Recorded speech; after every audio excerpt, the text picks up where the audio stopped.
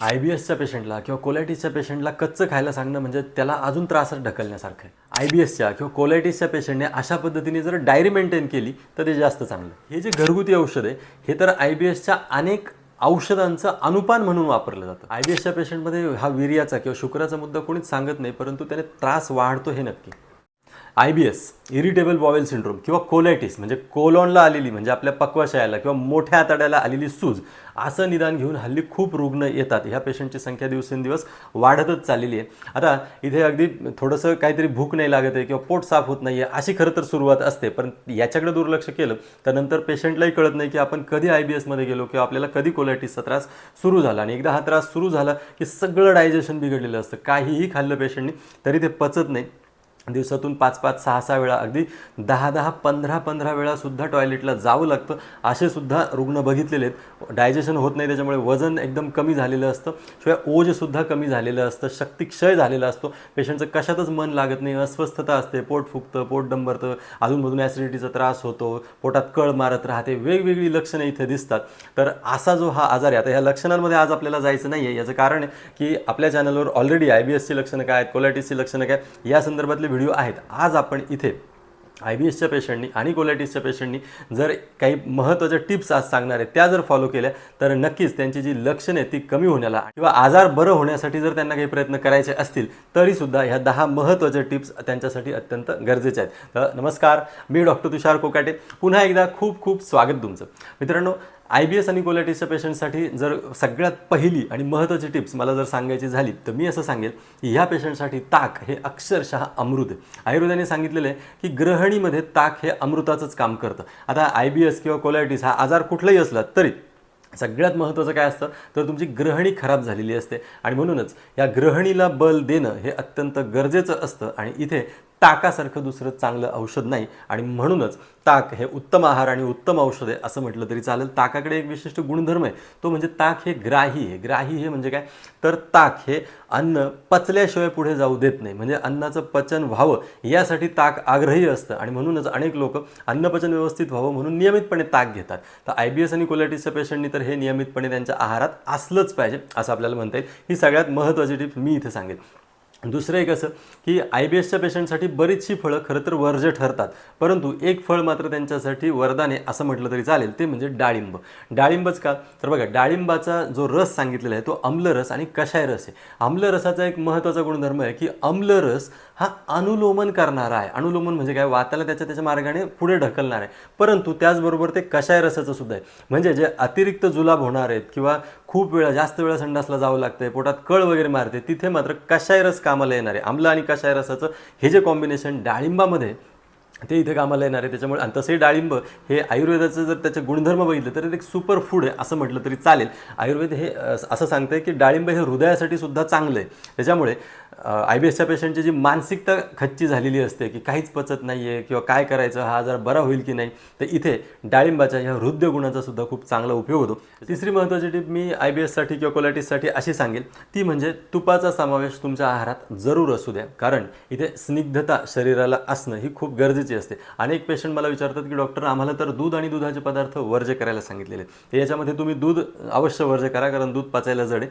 त्याच्याबरोबर दुधाचे पदार्थ म्हणजे काय तर चीज आणि पनीर हे 2 पदार्थ तर नक्कीच वर्ज्य करा, त्यांच्या वाट्याला अजिबात जाऊ नका। परंतु दुधाचा पदार्थ म्हणून ताक हे मात्र तिथे अमृतासमान काम करणार आहे। दह्याच्या बाबतीत काय तर अगदी कमी प्रमाणात दहीसुद्धा थोडंसं चालणार आहे, परंतु तुपाच्या बाबतीत मी असं म्हणेल की तूप तर अतिशय गरजेचं आहे। 2 चमचे तूप सकाळी कोमट पाण्यातून IBS किंवा कोलायटिसच्या पेशंटनी घेणं गरजेचं आहे। तूप हे स्वतः अग्निवर्धक आहे, स्वतः डायजेशनला प्रोत्साहन देणार आहे किंवा तुपाने आपला अग्नी म्हणजे डायजेशन चांगलं होतं। त्याच्यामुळे रिकाम्या पोटी 2 चमचे तूप कोमट पाण्यामध्ये पोटात गेलं तर ह्या आजारांविरुद्ध लढण्याची शक्ती आपल्याला मिळते, कारण आपला अग्नी चांगला होतो त्याच्याने। चौथी महत्त्वाची टिप मी असं सांगेल की इथे एक गोष्ट अशी आहे की आहारामध्ये काय घेऊ किंवा काय खाऊ याच्यामध्ये भाज्यांच्या बाबतीत जर बघितलं तर मी असं सांगेल की फळभाज्यांवरती जोर ठेवायला पाहिजे। पालेभाज्या शक्य तेवढ्या टाळल्या पाहिजेत, कारण सगळ्या पालेभाज्या ह्या पचायला जड असतात. त्याच्यामुळे जर तुमच्या आहारातून तुम्हाला अगदी पालेभाज्या पूर्ण वजा करता आल्या तरीही चालेल, सगळ्या फळभाज्या तुम्ही खाऊ शकता, परंतु पालेभाज्या IBSच्या पेशंटनी किंवा कोलायटिसच्या पेशंटनी खाऊ नये असं म्हणता येईल. अनेकदा पेशंट थोडेसे कन्फ्यूज असतात की त्याच्यामध्ये मग फायबर वगैरे असतं, मग ते चांगलं, पण एक लक्षात ठेवा की त्याच्यामध्ये जरी फायबर असलं तरी पचण्यासाठी फायबरसुद्धा सगळ्यात जड आहे. त्याच्यामुळे पालेभाज्या खायच्या नाहीत, फळभाज्या खायच्यात. IBS आणि कोलायटिस असेल तर हा नियमसुद्धा खूप महत्त्वाचा आहे. आणि यानंतर पुढची टिप जी खरं तर खूप महत्त्वाची आहे, जी औषधांमध्ये सुद्धा हा पदार्थ वापरला जातो. जर तुम्ही IBSसाठी किंवा कोलायटिससाठी म्हणजे थोडक्यात ग्रहणी किंवा प्रवाहिकेसाठी जर आयुर्वेदातली औषधं बघितली तर त्याच्यामध्ये प्रामुख्याने असं दिसतं, विशेषतः ग्रहणीच्या औषधांमध्ये असं दिसतं की औषध कुठलंही वापरलं तो आजार बरा करण्यासाठी तरी त्याचं जे अनुपान वापरलं जातं, अनुपान म्हणजे ते औषध कशाबरोबर द्यायचे, तर बहुतांश वेळा अशी औषधं ही जिऱ्याच्या चूर्णाबरोबर किंवा पावडरीबरोबर दिली जातात किंवा जिऱ्याच्या काढा करायला सांगितलं जातो आणि त्याच्याबरोबर ही औषधं दिली जातात. याचं कारण आहे की जिऱ्यांचा जो विशिष्ट गुणधर्म आहे तो म्हणजे ग्रहणीला बल देण्याचा. थोडक्यात तुम्ही असं समजा की आतड्यांना बल देण्यासाठी आणि डायजेशन व्यवस्थित करण्यासाठी जिऱ्याकडे एक विशिष्ट शक्ती आहे, ते डायरेक्ट ग्रहणीवरती काम करतं. आणि म्हणूनच आयुर्वेदिक जी काही औषधं असतात IBS किंवा कोलायटिसवर चालणारी ही जिऱ्याच्या अनुपानासह दिली जातात. मग आता इथे नुसतं जिरे जरी आपण एक पाव चमचा जिरे जर चावून खाल्ले तर निश्चितपणे IBSच्या पेशंटच्या विशेषतः अशी लक्षणं की जिथे वारंवार तुम्हाला शौचाला जावं लागतं तर तुमच्या शौचाला जाण्याची जी फ्रिक्वेन्सी आहे ती कमी करण्याचं कामसुद्धा हे जिरे करत असतं. त्यामुळे जिरे हे सुद्धा IBSमध्ये खूप उत्तम औषध आहे असं म्हणते. पुढचं औषध आहे जिऱ्याच्याच जोडीचा जे द्रव्य समजलं जातं ते म्हणजे ओवा.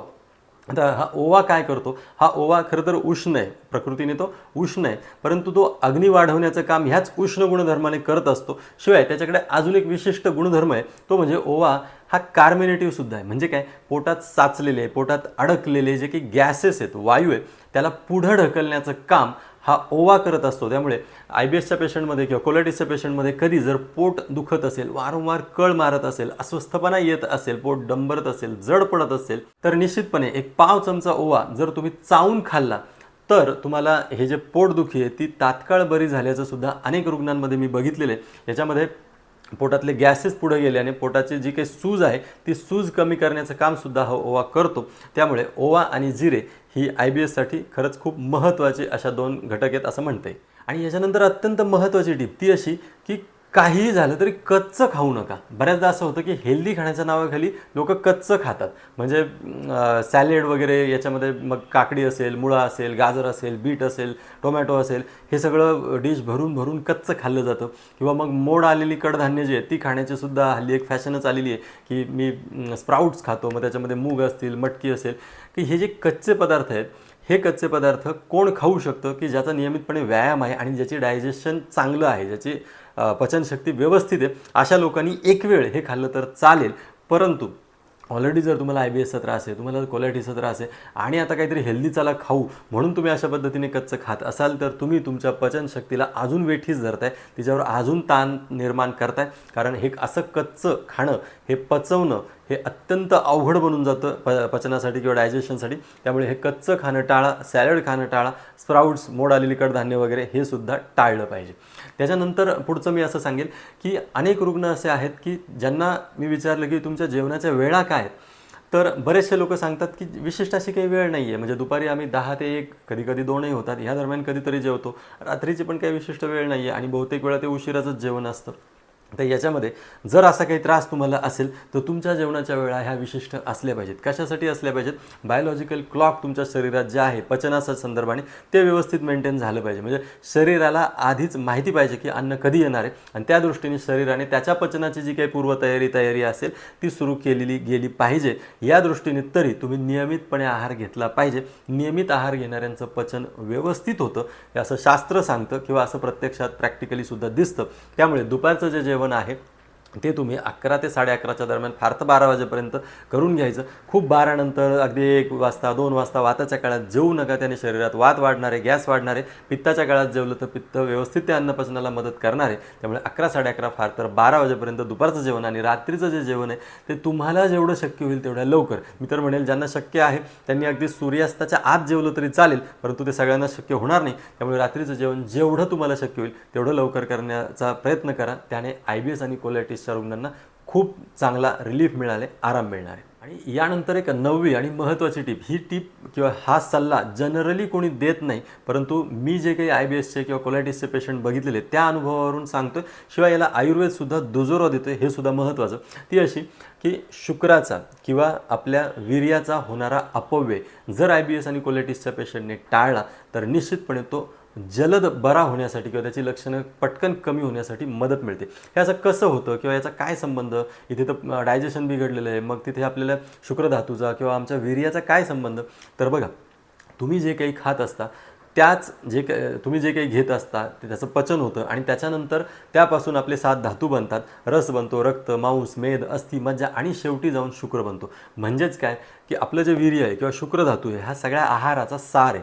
आता इथे आहार ज्याचं जर पचनच व्यवस्थित होत नाही आहे तर साहजिक आहे तुमच्या शरीरामध्ये शुक्रधातूसुद्धा कमी पडणार आहे किंवा कमी प्रमाणात तयार होणार आहे आणि याचा परिणाम आपल्या ओजावर म्हणजे ओव्हरऑल आपल्या इम्युनिटीवर किंवा प्रतिकारशक्तीवर होणार आहे. आणि म्हणूनच असं दिसतं की IBS आणि कोलायटिसचे पेशंट हे जास्त चिडचिडे असतात, जास्त घाबरट असतात. थोडंसं काहीतरी कारण घडतं आणि त्यांना धडधड होते किंवा IBSचा पेशंट जेव्हा येतो तेव्हा तो ज्या पद्धतीने त्याची लक्षणं सांगतो एकामागून एक त्याच्यातून सुद्धा त्याचं जी काही चंचलता दिसते, ही चंचलता कशामुळे आलेली असते, कारण त्याच्या शरीरामध्ये अन्नपचन व्यवस्थित न झाल्यामुळे शुक्रधातूचा ऑलरेडी क्षय झालेला असतो. आणि अशा परिस्थितीमध्ये जर त्याने पुन्हा शुक्रधातूचा किंवा वीर्याचा अत्याधिक प्रमाणात क्षय केला तरीसुद्धा त्याची जी काही कंडिशन आहे किंवा त्याचे जे सिम्पटम्स आहेत ते वाढताना दिसतात. आणि म्हणूनच अशा वेळी आपण जर शुक्रधातूवर किंवा वीर्यधातू आपला जास्त बाहेर जाणार नाही या संबंधाने काळजी घेतली तर निश्चितपणे लवकर बरं होण्याच्या दृष्टीने, तुमची प्रतिकारशक्ती वाढण्याच्या दृष्टीने